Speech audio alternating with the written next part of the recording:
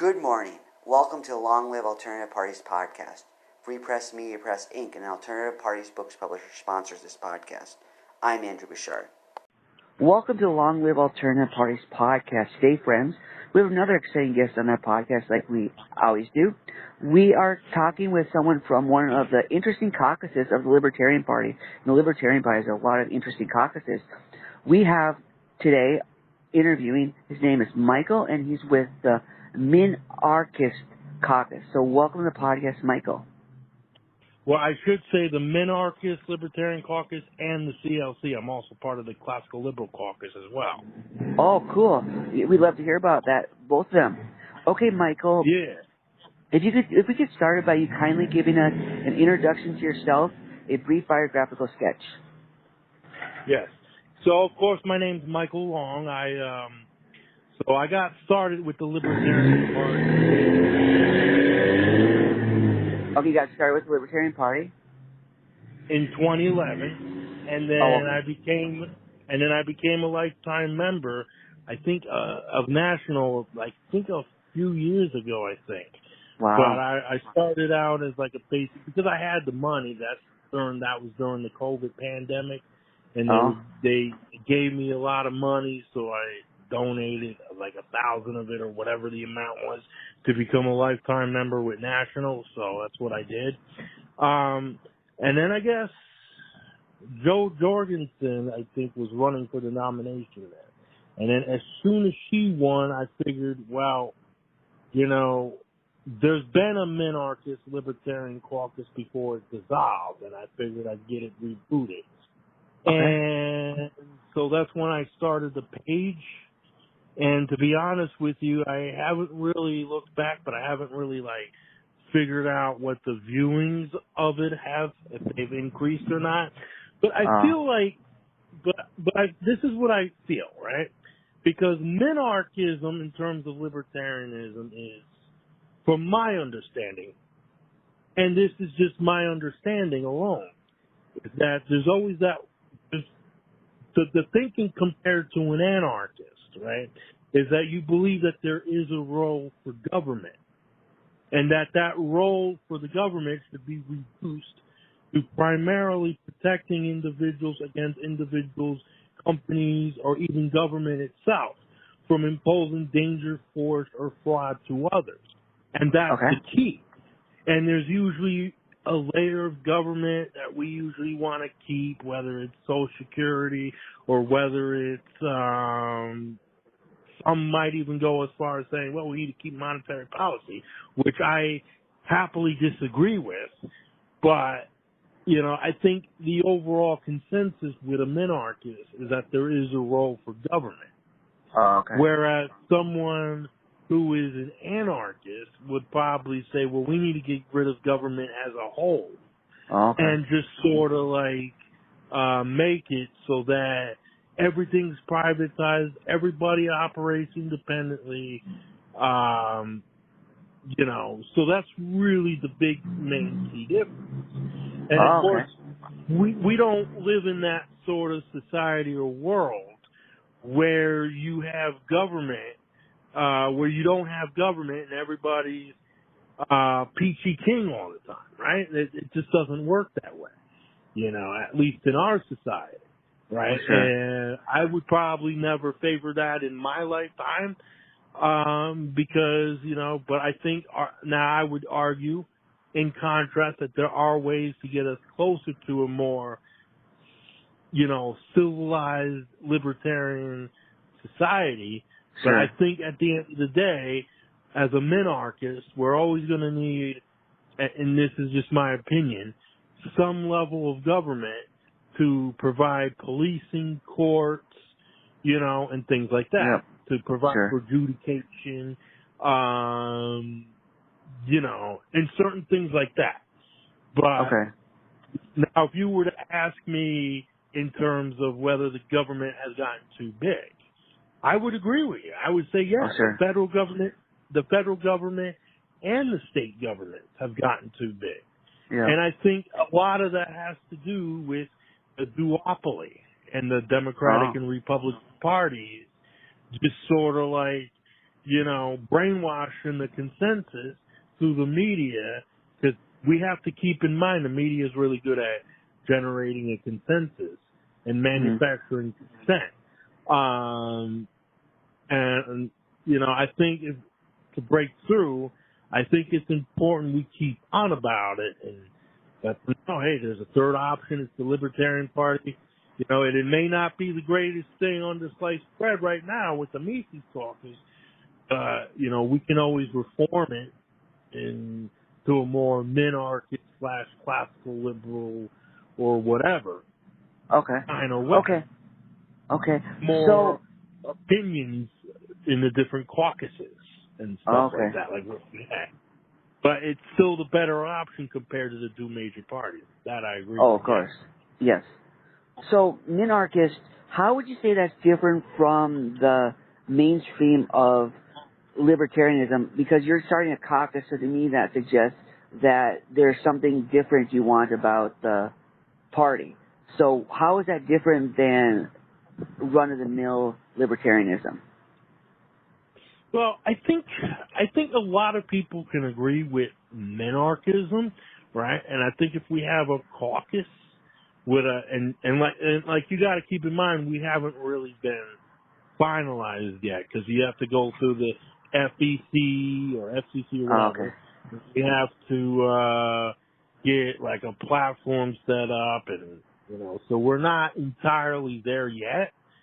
But we're just kind of like starting out, I guess. So I just have a Facebook page and people follow it if they like it. But, and I guess it resonates with a lot of people, So I guess you could say we're more of a unofficial caucus. All right. Than an official one, because we can't really call ourselves an official caucus without without going through the process. There's paperwork we have to do with the party and then with the federal government for finance. And with it. Not that I agree with, putting it up to the feds, but it is what it is at the end of the day. Oh, sure. So if you care to share, how would you say that your caucus is different than the Mises Caucus? I think that same question can be applied with the CLC. But let me begin with the Minarchist Caucus, because in terms of how that heralds to the Mises Caucus, right? The Mises Caucus, I think, when they first took over the Libertarian Party, at least to my understanding, at least that's how they were advertising it, that they were taking over the party, they were going to do that, and blah, blah, blah, right? But I think with the Mises Caucus, it was primarily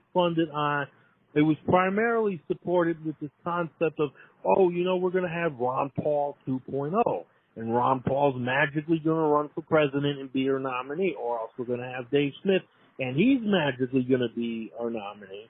And then when neither one of them decided to run, I feel like the whole thing with the Mises Caucus kind of fell apart, and it got stripped down to the bones of, we're just going to hide and just piss the necks of a lot of the conservatives and kind of flavor it as libertarian, sort of like the pseudo-libertarian / conservative mindset of, we got to combat illegal immigration as far in terms of why I set up the Mises, I'm not the Mises Caucus. In terms of why I set up the Minarchist Caucus, my original thinking was, look, we need to be running someone that, wants to get rid of every single federal government agency except for basics, except for Social Security, Medicaid, Medicare, Social Security, but we can privatize those programs, right?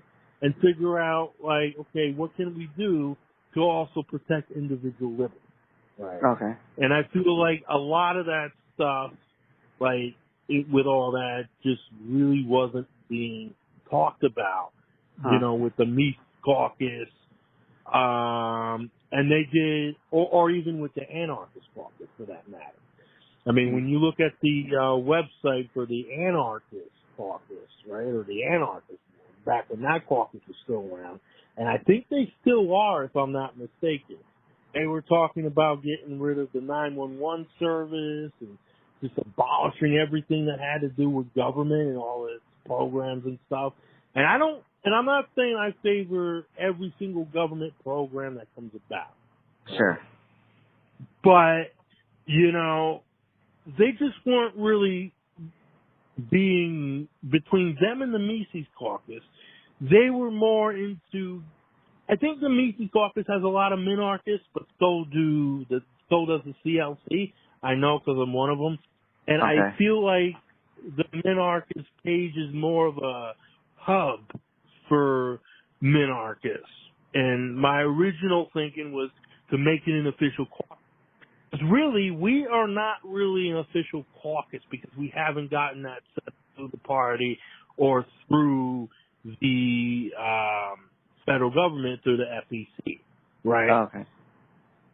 So sure. We're just getting the caucus started sort of thing, and, you know, as the membership continues to grow, we'll go down that road when we get there, so to speak. Okay. And I feel like a lot of minarchists haven't really been, you know, like they work, they got a life, they don't have time to like, okay, when are we going to meet online to form this caucus? When you got, you know, the Libertarian Party's Classical Liberal Caucus, which I'm also a part of, and when you got the Mises Caucus, and when you got the Anarchist Caucus. So, I mean, although I will say the Mises Caucus has taken a lot of support. You know, used to have, I think a lot of the minarchists have left the Mises Caucus, but there's still quite a few still associated with the MC as well as the anarchists, if I'm not mistaken. Okay. One of the big things with the one of the big things with the Mises Caucus is that they're having secret meetings. They shut down the Google group thing the party used to have, and they're just making a lot of decisions without the members being in the know. Like there's a lot of secrets going on between Angela McArdle and everybody else on the LMC, and it's just, you know, we've lost a lot of members because a lot of supporters from the party who have donated a lot of money over the years, they packed their bags and left the party, you know, and our membership compared to those years past are in decline, according to some of the investigations that the CLC has done under Jonathan, I think his name is. I forget his last name. So the CLC has done a lot of investigating with the Mises Caucus, and that was the conclusion that we in the CLC came up with. But in terms of the Minarchist Caucus, we haven't grown to the same extent that the CLC has in comparison to the Mises. Okay. So I mean, we do have a following on Facebook, but you do, you know, yeah. Okay, so that's good. You never know.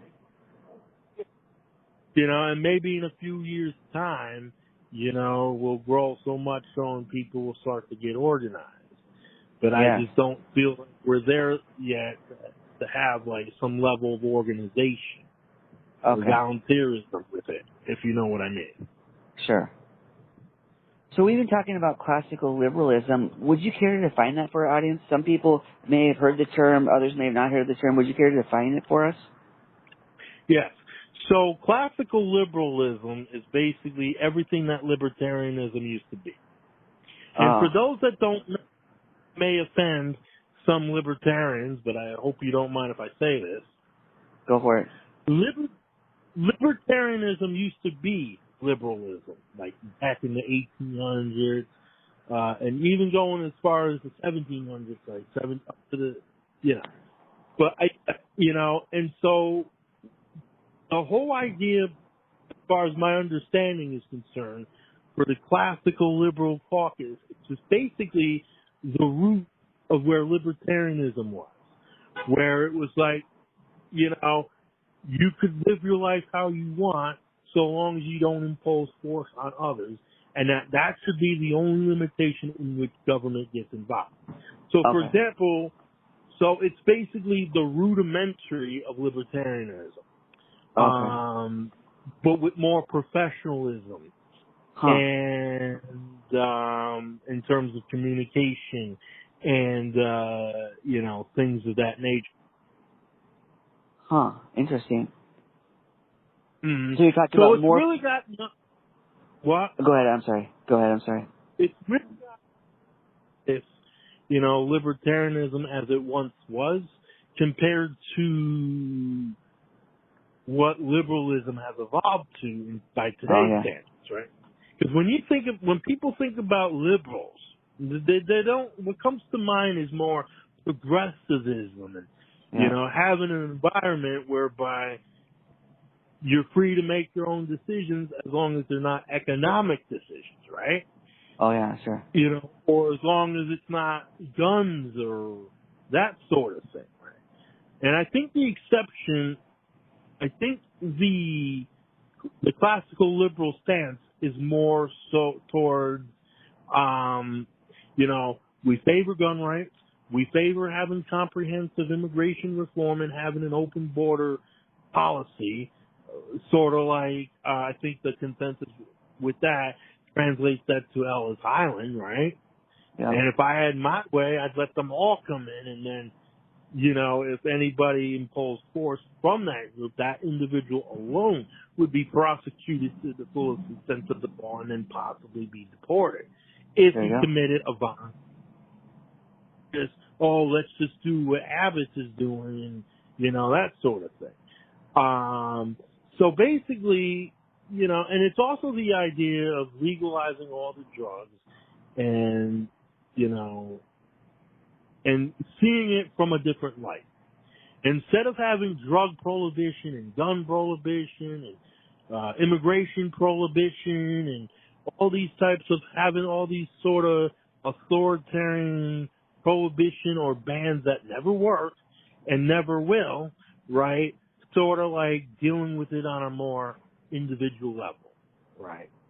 Because some drugs can make you crazy, like cocaine or meth or whatever. But then it's but you're still responsible for what you take. So if you take cocaine and you're going to act out because you took cocaine, then you should be arrested if you do act out for the simple fact that you went off the wall and destroyed private property or whatever it was you did that created a victim or whatnot. Not necessarily because, oh my gosh, he smoked dope or something, Yeah.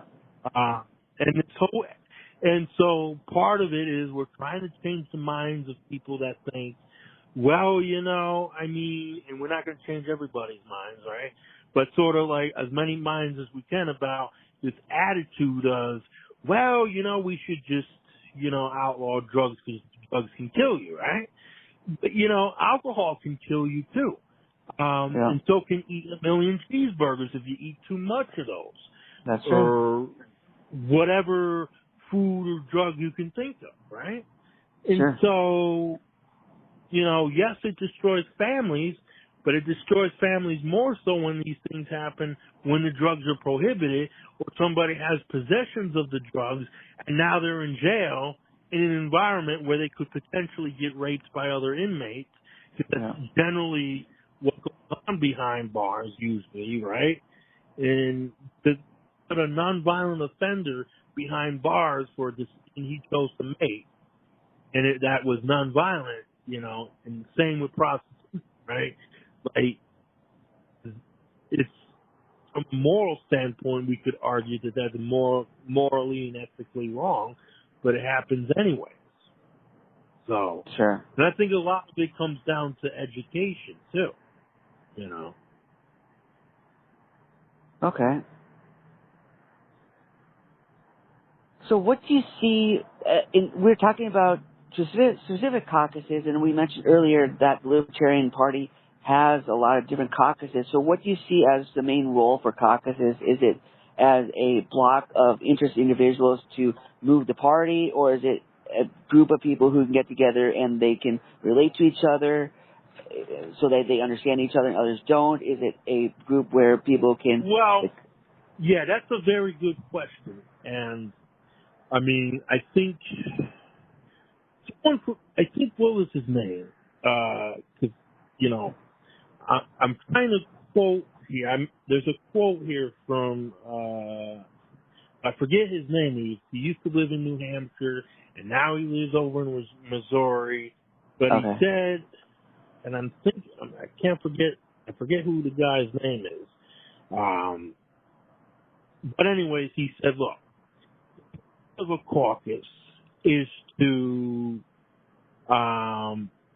make sure is have a group of people that agree with what you said to ensure that your voice is heard and their voice is heard, right? Not Yep. to but not like to take over the party and say this is the end all be all, right? Like you want to have, different caucuses because you don't want to have too much power gravitate, in my opinion, to just one caucus. Sure. Because we've seen what that can do, right? And in my lifetime, I've seen what that can do when I observed the Mises Caucus takeover. And I think there was a takeover prior to that. I'm not well aware of that particular takeover, other than maybe the Mises so-called takeover. And I only know about that because they advertised it as such, right? And they just have way too much power, and they're trying to throw people out of the party or push people out of the party, basically, that have a different way of thinking as a libertarian compared to them. And I feel like that's the danger of purity testing. Yeah, we don't want Democrats and Republicans that are going to go into the party and then make it a satellite party to the two major parties. But we also don't want to push people away from the party that, want to become libertarians and are willing to become libertarians over a period of time. Sure. Makes and sense. I think that's the benefit to having multiple caucuses is that, you're not beholden to one caucus or the other. You have other caucuses you can join. You can, voice the concerns of the caucus and or your own personal opinion, because there are also a lot of people who are caucus neutral. And what I mean by that is they're not involved with any caucus, right? They're completely neutral in that regard. So it sounds like caucuses are good checks and balances. That's correct. It sounds like we on the national level with our Constitution we have checks and balances. So it sounds good that political parties have checks and balances. And on social media, I asked questions on social media to our audience, and that's a question I asked about: is party infighting? What do you think about party infighting? And one option I gave is it's a good check and balance. So on one sense, you wouldn't think you would want infighting, yet it could be unhealthy if everyone in the party agrees on everything. Correct. Because we don't live in a world where everything is vanilla ice cream. However, the infighting could be more civil if it was more civil disagreements and stuff like that and I feel like it's more than that, because people will literally get up in arms because the other side dare to disagree with them. And I'm not saying that everybody in the Mises Caucus is bad, right? But a lot of people have left the Mises Caucus, and I think a lot of it has to do with the LNC since the Mises takeover has been not good, right? So the meat and potatoes of every caucus that wins at LNC, at the national convention, is, you would expect, hey, CLC, we are CLC. We politely disagree with you because of this, here's our evidence, and blah, blah, blah. And then they can say, well, here's our evidence to the contrast, and we feel like blah, blah, blah. But it doesn't actually work that way with the Libertarian Party. It's more like the other side is bad because blah, blah, blah, blah, blah, blah, blah, blah, blah, And then next thing you know, everybody's cussing each other out, which we in the CLC try to steer away from, so to speak, because it's not professional. per se, sure. and it's not gonna draw more people involved in it, the party, if that makes sense. Oh, sure, yeah. Yeah, you want to alienate people. Right. And I think that's precisely why you don't want to have just one caucus in the LNC or just one caucus running the party, you know. You want to have like a variety, you know. As the old saying goes, variety is the spice of life. Yep, exactly. Good point. Good analogy for the context you're in. Right. So, Michael, you mentioned that you got these pages started. Would the best way for people to support you is to go visit the pages of the Classical Liberal Caucus and also the Well, Minarchist Caucus? I don't actually have individual ownership of the CLC caucus page, Oh, okay. but I do have complete ownership of the Minarchist page. Okay. But I would encourage them to check them both out. Sure. And if they're interested in joining a caucus, they can still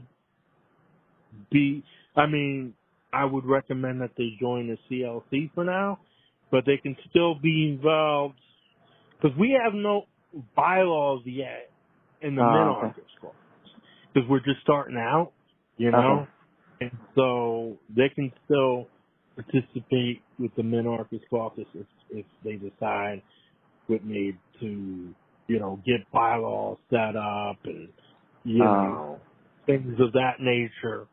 So, Okay. but right So they can now, belong to more than one caucus. for the Minarchist caucus right now, yes. Okay. But, you know, but only because we haven't really come up with bylaws or, you know, platform planks, Okay. funding, you know, we really haven't really gotten to the meat and potatoes of structurally making it official. Okay. Fair enough. So you're in And formation. if they are interested in joining a caucus at this point in time, though, I would recommend the Classical Liberal Caucus, but I also recommend that they do research on the other caucuses as well and come to agreement on their own instead of, oh, I'm joining the, you know, such and such caucus because Michael Long said so. You know, I don't want that to be the case. I just want them to make their own decisions of, all right, if I want to join the CLC, do I agree with what the CLC has to say? I would hope the answer is yes, but, you know, I want each and every, so basically I would encourage people, look into the Classical Liberal Caucus. If they like it, they can join. And then hopefully we can get the Minarchist Caucus set up soon. I don't know when. That just depends on if everybody wants to, you know, meet online with me or get in contact with me and see what we can do about that. But in the meantime, yeah. Perfect. All right. Michael, thank you for coming on the podcast today and talking about the Classical Liberal Caucus and the Minarchist Caucus. I appreciate it. All right. Wish you all the best in your caucuses, in your party, and everything else you do in life. All right. All right. Take care and all the best. All right. Thank you, too. Bye.